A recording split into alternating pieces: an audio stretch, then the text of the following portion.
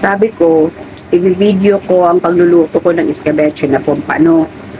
Pero nangyari, nakalimutan ko. Ito na siya, bago ko pa maalala. Ayan na yung, ano niya, ito na pala yung pinaka-gravy niya.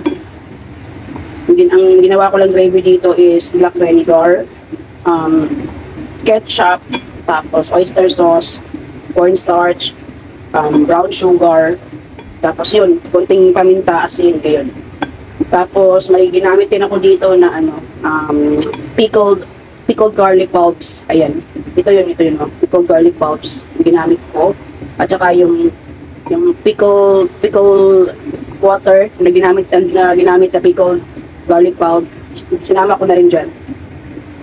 At maya tinagay ko na yung pompano.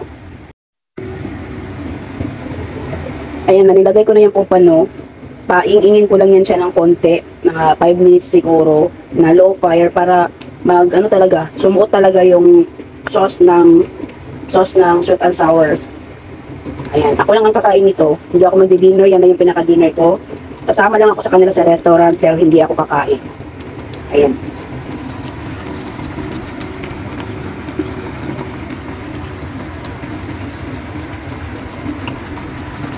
Kayo gandang din ba kayo magluto ng sweet and sour?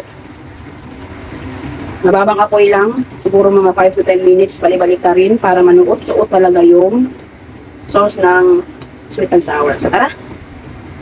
Thank you for watching!